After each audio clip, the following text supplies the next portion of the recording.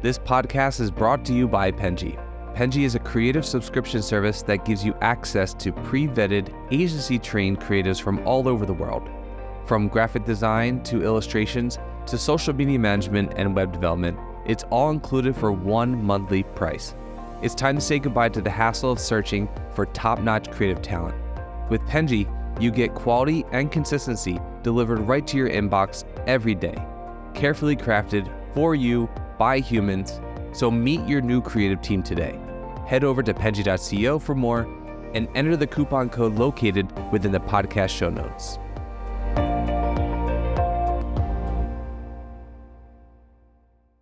Okay, Gal, sorry. Tell me, what is your hot take? My hot take is people in America underestimate the power of hummus, which comes from my native country, Israel, where I was born and raised.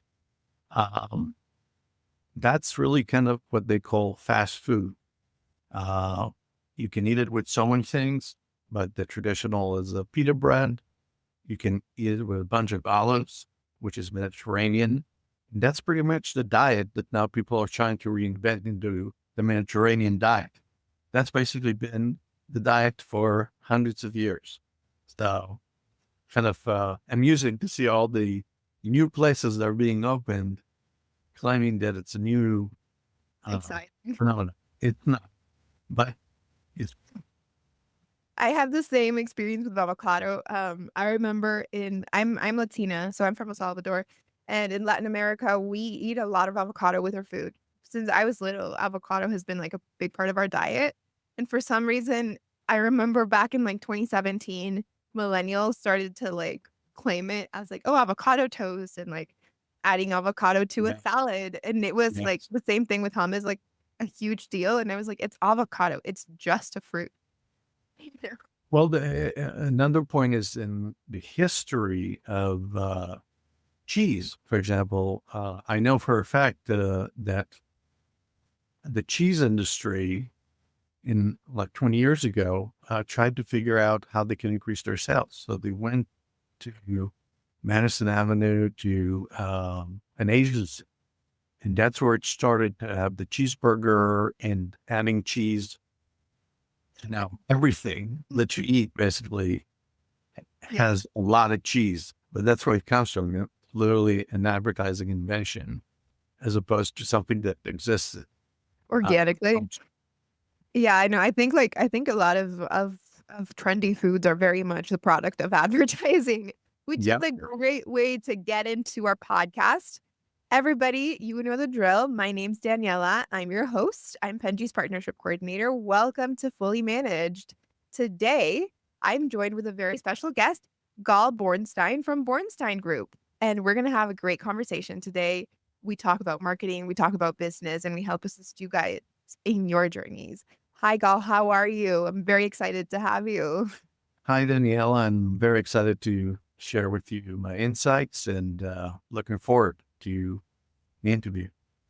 I am too. I am so excited. Guys, you already heard Gal's hot take, so we know a little bit about him. But to get the ball rolling, get us started a little bit, can you tell us everything that we need to know about you, about Borenstein Group, about marketing, about your books? There's a lot to talk about, so let's get a quick intro.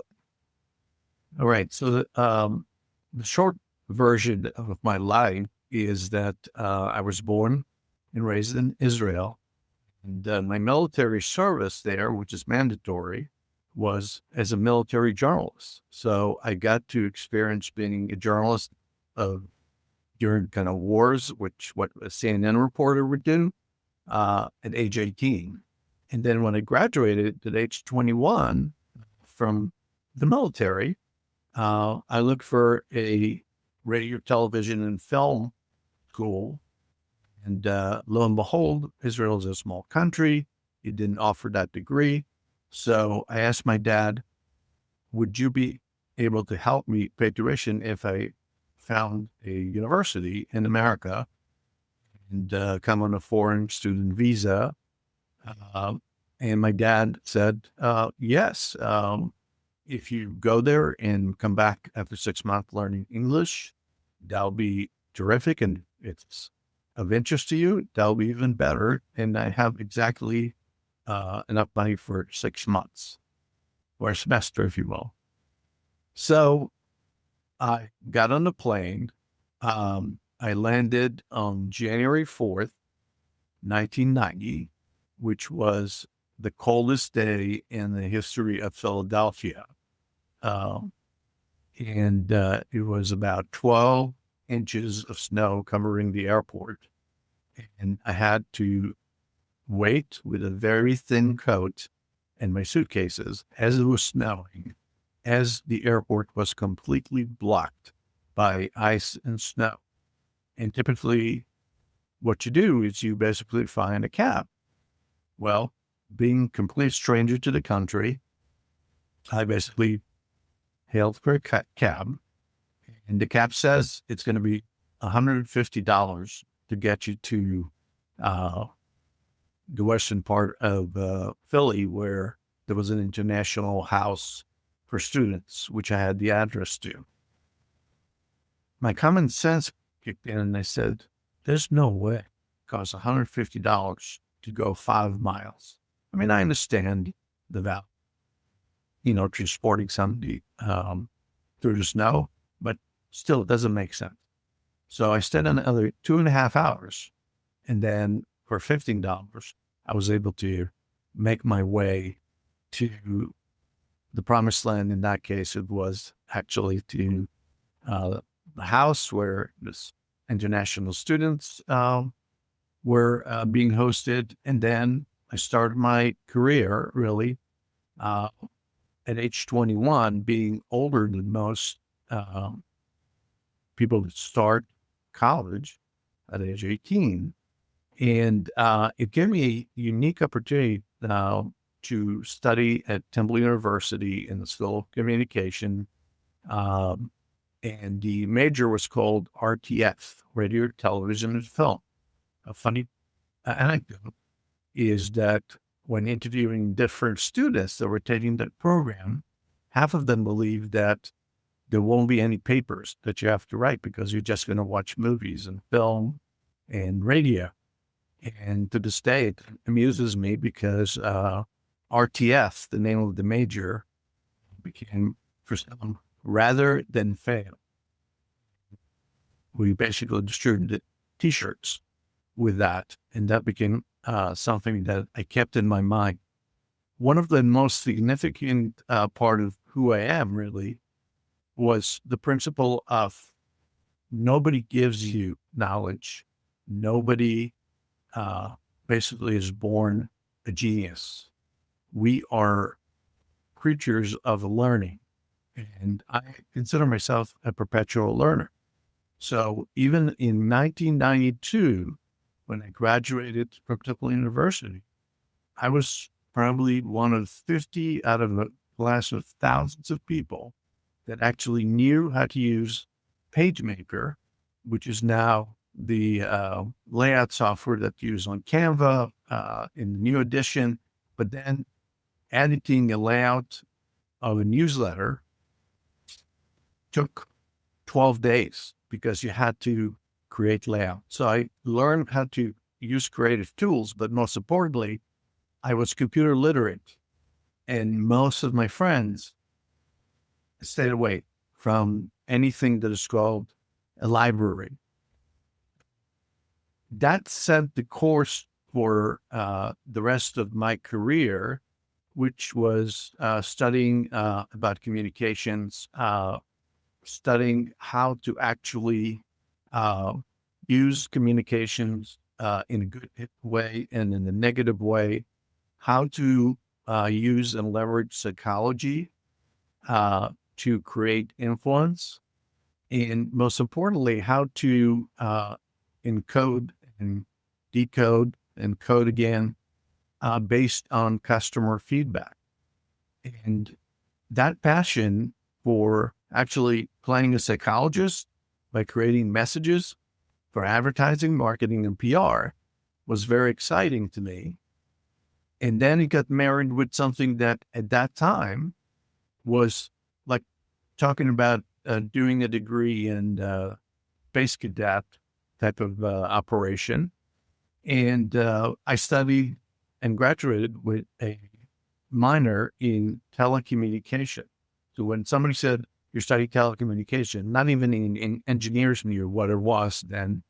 And that was basically the prehistoric pre-browser on the internet. And then a few years later, of course, Netscape and the entire internet generation has begun.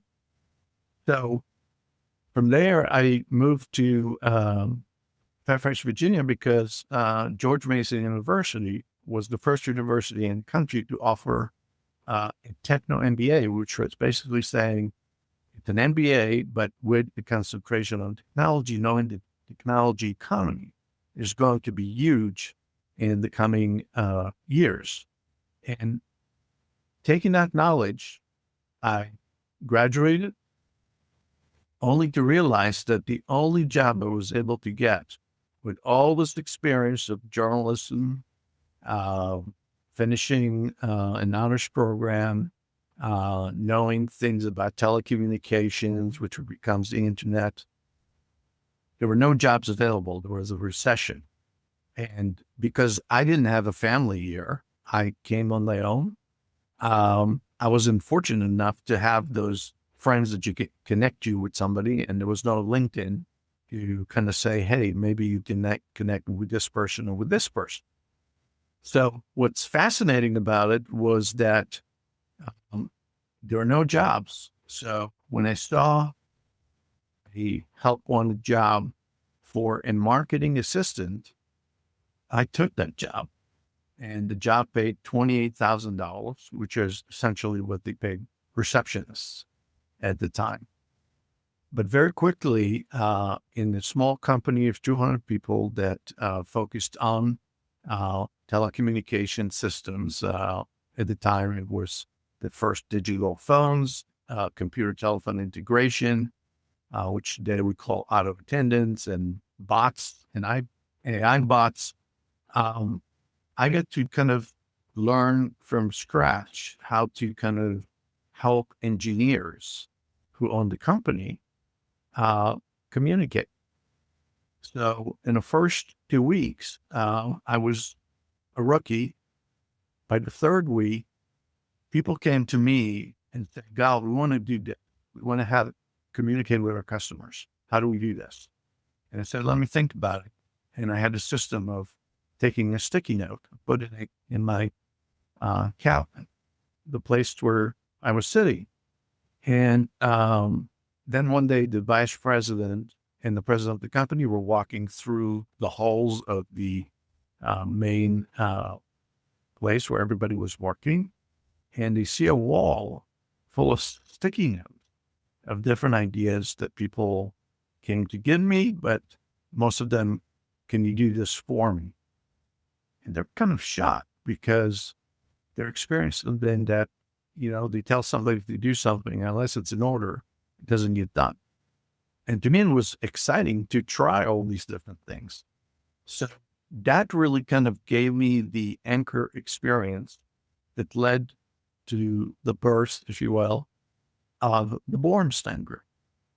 And the Borenstein Group was born because I identified three key, very interesting dynamics.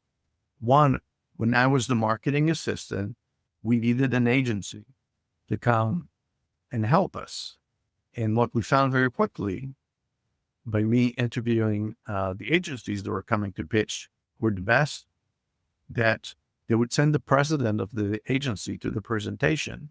But as soon as they found out that we're not spending 50 or 100 or a quarter or $1 million or more, they send the most inexperienced junior to the next meeting, which to us was disrespectful because it meant we're not that important here. The second is I saw that many agents, in fact, all of them, did not understand technology, with the exception of consumer products, of course. And I said, well, that's interesting. How come there's no agency in the Washington, D.C. area where I am, that actually specializes in technology, in helping technology. And the third was actually, how do you operate when you're not a large agency? What about all the small technology companies out there that don't even have a marketing department or marketing communication manager because it's not in their DNA? They're thinking that the most sophisticated technology that they build, and they call it R2356-8, because that's how coders and programmers and engineers think, which is logical.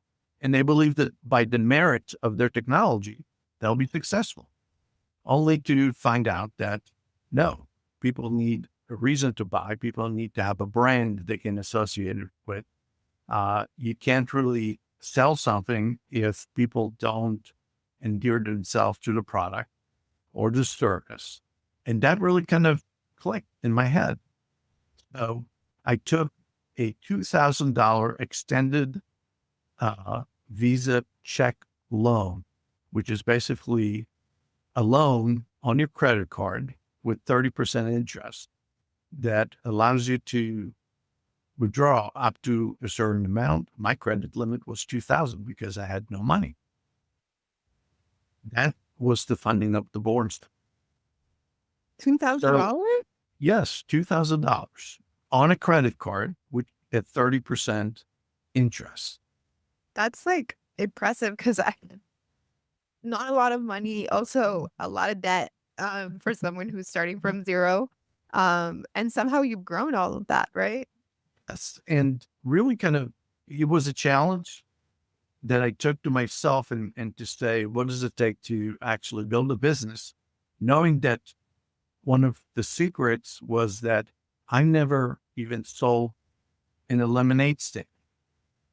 So I learned how to sell and develop business by listening to tapes as I was going to pitches and learning from the best of the sales masters, like books on tape, and learn, what's important, what's not. And probably the single most important thing that I learned from all these audio tapes was you are the sale. And which meant when you go in and you sell whatever it is, or you develop business, you are the sale. So if people don't trust you, people don't believe in you, it doesn't matter what the name of the company is.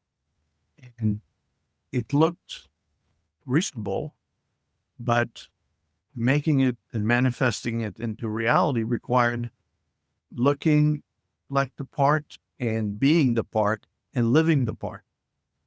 So one of the most amusing memories was I started an agency with one employee, which was me. So what do you call a company?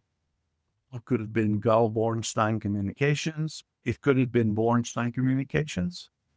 But I thought in my head, well, what happens if somebody's thinking, we want to work with this agency, but it sounds like they have only one employee.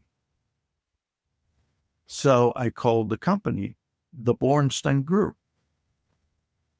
The Borenstein Group meant there's obviously more than one, and it took on very quickly. You became an actual group later. Yes. Like my kids always say, get your own group. So what happened, essentially, the Borenstein Group immediately gave me credibility to go into places and network with people, with CEOs of companies. And they never really asked that question, how many people work for you? And in fact, most people believed that I am the spoiled kid of a legacy agency owner. And I'm basically, there's a dad or there's a old money behind me. And I'm just a kid, as I was 26 at that time. Super young, yeah. Yeah, super young, but very ambitious and not thinking, for an answer. And probably the most important thing was operating under the mantra, really, or motto, that no one's really smarter than you or better than you. People are just more experienced, I would say. You can get the experience to have the same skill level that someone else has. And you can learn the things that they already know, but because you're starting to learn a little ahead of the curve, that really gives you an opportunity to get ahead in the game and really create something that's unique. So because I knew a lot about every technology that was around because of my techno MBA, there was no match when I was going into a presentation and another agency was coming and saying, well, it's all about the colors and it's all about being purple or being red. And here's a smart tagline. And I would come in and say, what is your marketing strategy? Why are you interested in even working with an agency on your PR, on your marketing, on your branding? And what I found very often is that the lonely child, if you will, of this industry is marketing strategy, which required an understanding of how do you build a business plan, not the whole business plan, not the financials, but the why, the what, and the where, and when, in order to be successful with whatever it is that you're doing. Interviewing their customers and benchmarking what they see as the most important thing about the company, and then marrying it to what the management that wanted to produce a campaign was thinking. And by literally learning how to match the behaviors of different organizations with their customers, with their employees, and aligning it with executive management, that really kind of what helped the Borenstein Group become a name that very quickly became synonymous with strategic marketing. But under that umbrella, strategic marketing for some people sounded like a kind of a scientist sitting in an office. Yeah, like data. Or a nerd, right? That doesn't really understand and not creative enough. So I changed my business card that said at the beginning, marketing communications or integrated marketing communications to be exact, to marketing, branding, and PR. And suddenly the floodgates open. And it was amazing to see how many people suddenly understand what we do. So that really is the short version, if you will, of how the agency started. Fast forward 28 years later, the Borenstein Group is one of the only agencies that I know of that are privately held, that have been in business for that long, and sustain the same audience, which is business to business. And till today, we are working with executive management, with chief marketing officers, with directors of marketing, and a lot of CEOs of very, very smart technology companies that need more than just creativity. They need a business objective that connects it to produce repeatable and predictable outcome. So you have also written some books. I know you just came out with a book in November of this past year called Don't Believe the Hype. You have also had other books called, I believe one is called Activate, and the other book, What really counts for CEOs? What Really Counts for CEOs. Yeah. I read all about, like what the books were about. I was kind of curious because you are also the type of person that has been in the industry long enough to know a lot about how to be a CEO, how to be an owner of a business, how to scale, and just in general, how marketing is working nowadays, which I think marketing is interesting because it's such a mix of creativity with data. Marketing depends a lot on data, but at the same time, you have to be very creative. Um, and what I'm mostly interested about is how did you decide, or what drove you to decide to kind of put your knowledge into these books, and sort of spread that around? Was it all of the experience that you had over the years, and then you were like, I need to put this somewhere? Were people asking for it? How has that experience been for you? Um, so as I kind of start kind of creating training for my employees, uh, and interfacing with a lot of the CEOs, I realized that most of them have counter dynamics, and the counter dynamics uh, puts them in one camp or another, but they still don't understand how marketing and branding and PR work together in concert to promote their cause.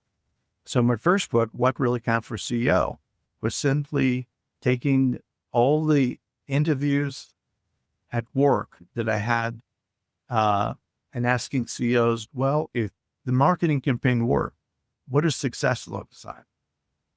Another adage that was very true is in many companies, even today, marketing and sales hate each other. The sales people in the organization think that the marketing people are just sitting and doing nothing or do not produce anything that is important. And then, of course, the marketing folks in the company, even at the smallest or the largest companies, have contempt for the salespeople because they always ruined a theory or a measurement or a campaign, or didn't follow up with the prospects. It used to be by phone. Now it's email. Now it's bots. What's really CRO. interesting is It's that amazing. It was taking those interviews, and I said, well, if you were a CEO and you had a sales department and marketing department and an agency, what are you thinking?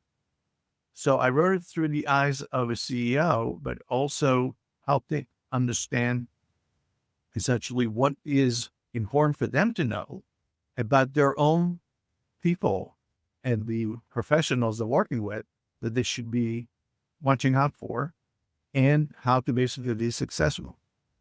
The second book, very quickly, which was all about ushering the digital branding age and understanding that a website can no longer be a brochure, an online brochure, which it used to. To understand the intricacies of using data analytics to create more than just a theory of success, but actually make sure that it's proven and can be trusted, and most importantly, can be replicated to produce repeatable and predictable outcomes, which is the Webster definition of science. So creatives do experiments. Scientists create something that you can use again and again and again and again. And that's what constitutes success. I have with me my latest book, Don't Believe the Hype. And actually, this book is about seeing what happened to the world when everything became digital, and especially with social media and Glassdoor and all these tools that can ruin your brand or can make it successful. yeah, reviews online, social Yes, media. yes, and the most common example that I use really is Amazon is a great company, right? But if you're going on Amazon and you had to buy a product of your choice, how would you make a decision? It was advertised. So if you knew about the product name ID, you would basically think, oh, that's the product I know, and the other guys are called XYZ. I don't know what it does, so I'm not going to buy from them, right?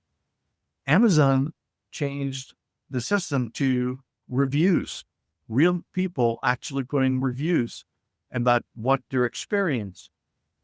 So if you saw a product that had 5 stars, but 8 reviews, versus a non-product that had 1,000 reviews and it was 3.5, you would make a decision based on what are you able to trust. And that basically anchored the book to talking about what is digital trust and how you can measure it. So between fake reviews and real reviews and data analytics and social media, and most importantly now with social media influencers that are getting actually paid, but they look like they're authentic influencers that are basically really talking from the heart. Well, there might be a few of them. It's over. Think about the Kardashians. If you think about the kind of the pioneers of the influence industry, now, you can rent an influencer to talk about your product. So the book really is called Don't Believe the Hype, because digital trust is coinage that is really hard to understand unless you took into consideration all the challenges and understand what's real and what's not. So my message to all professionals, whether you're buying something or you're a CEO or a chief marketing officer that develops your brand, is you can't believe one thing.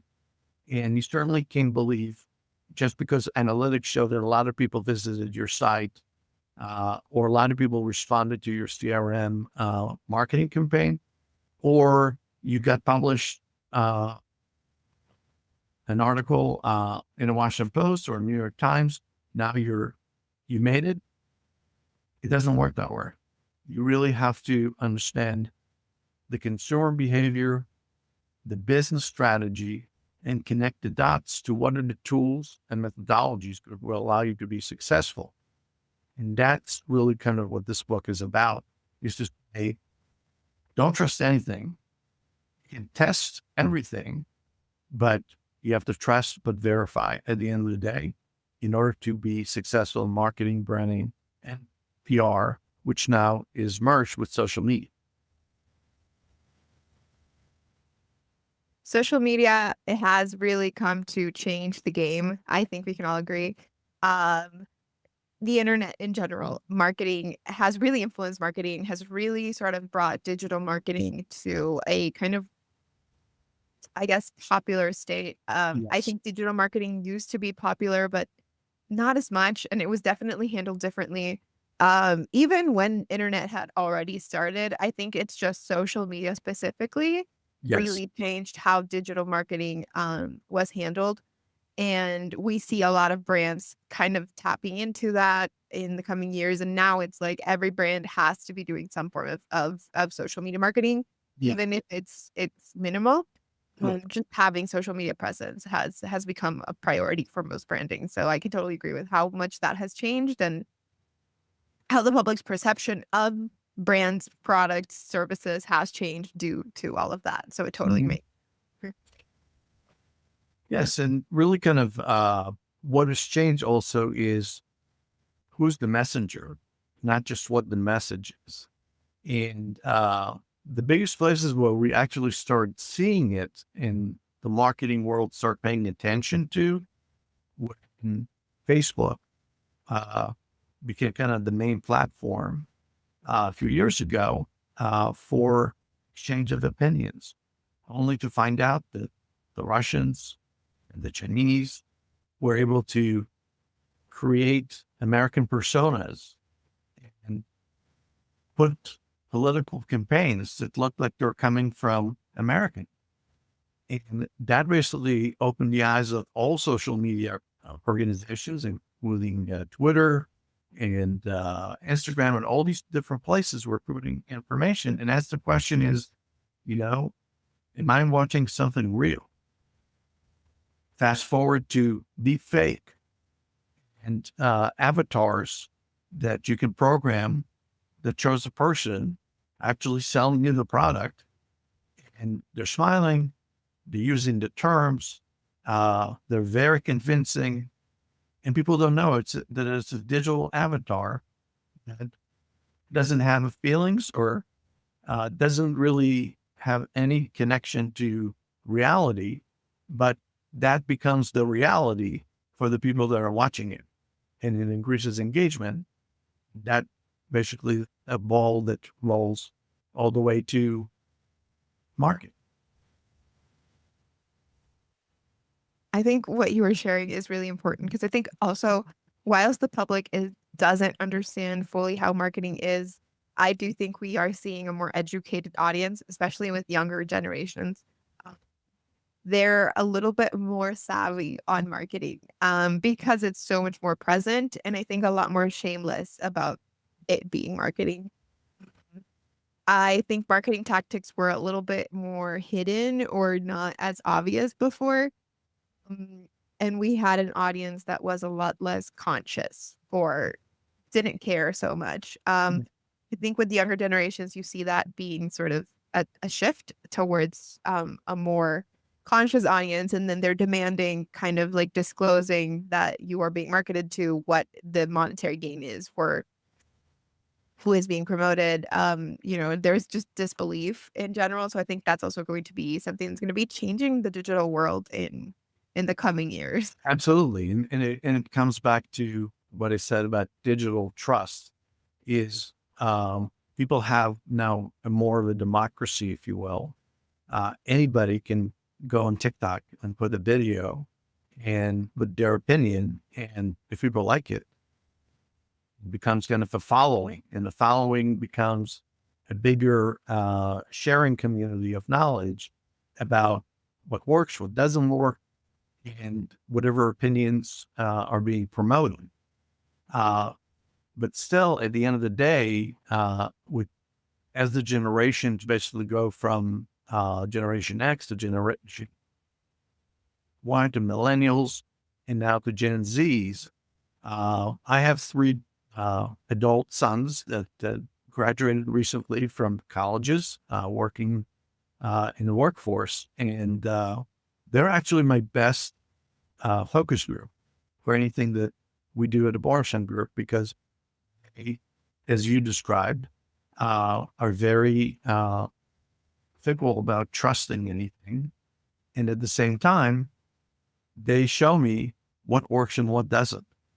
So in a way, I take what I know, but I also listen to what new generation of consumers is considering effective, and what worked yesterday will not work tomorrow anymore. And you got to be agile, being able to use multi-channel approach. So it's none of the above or some of the above, or, creating your whole new concept, how to communicate.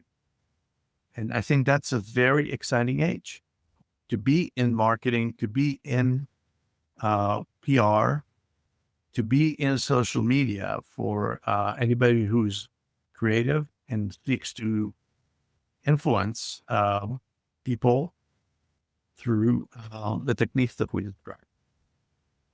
Yeah, I think it's very interesting. And I want to urge all of our audience to purchase your book, to go and check out your website. Guys, if anything that we have spoken about has resonated with you, Gal, I want you to tell us where we can find you, where we can purchase your books. The moment is yours to tell us what we can do to work with you. Well, I think if you are a like-minded person, a professional that's looking to further your career, I think you should go on LinkedIn, find my name, Go Borenstein, and I'm very happy to connect with younger people that are starting, and help them or mentor them into the right direction. Some wind up being internships from places that I couldn't have imagined. I'm in Washington, D.C., and somebody in Kentucky or Arizona, or even overseas, become a friend as a result of a connection on LinkedIn, as long as they are intending to actually learn versus to sell you something with it, which is very different.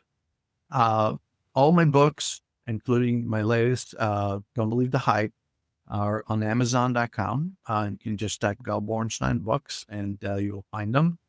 And our our website is borensteingroup.com. On our website, you will find a lot of thought leadership articles that are very interesting because they really kind of expand the knowledge base of how do you do things, how do you attract leads, how do you create a brand, how do you rebrand a company with 33,000 employees that had come from 6 different companies with 6 different cultures. All these different things, we try to basically analyze it, the company, and promote it in a thought leadership article, and creating handbooks, seminars, workshops, anything that can help clients and people that want to be clients, prospects, to choose the right agency, which I believe is the Borenstein. Awesome. Yeah, I will be adding the links to that on the description, like I said. So everybody go and click on those links, guys. Subscribe to our channel. Thank you so much, Gal, for being here today. I think you have such a great career and you're so knowledgeable. So it's great to hear from people like you who are always very experienced, who know a lot about marketing, who have been in the business for so long. Your perspective is also always very, very interesting and very, very educational for us who are young and learning about this. So thank you so much, Gal, for being here. Yes, I just wanted to add that Yes, there's no such thing as old or young anymore. It's being a perpetual learner and listen to more than the echo chamber that you're in whatever echo chamber you're in, to learn. And as long as you are open to learning, the latest and greatest thing that you may not know how to do yet will come to fruition. And I think that's that I wanted to take. That's a great message to end the podcast on. Thank you so much for being on the show today. I am so happy that you came, Gal. And everybody, I will see you guys on the next episode. Thank you, Daniela. Thank you. Have a great day. You've been listening to Fully Managed, brought to you by Penji. Check out the show notes to learn more about today's guest. And to learn more about Penji, the human-first creative subscription service, head over to penji.co. And by the way, if you're still listening, it would mean the absolute world to us if you were to share this podcast with a friend and, of course, subscribe.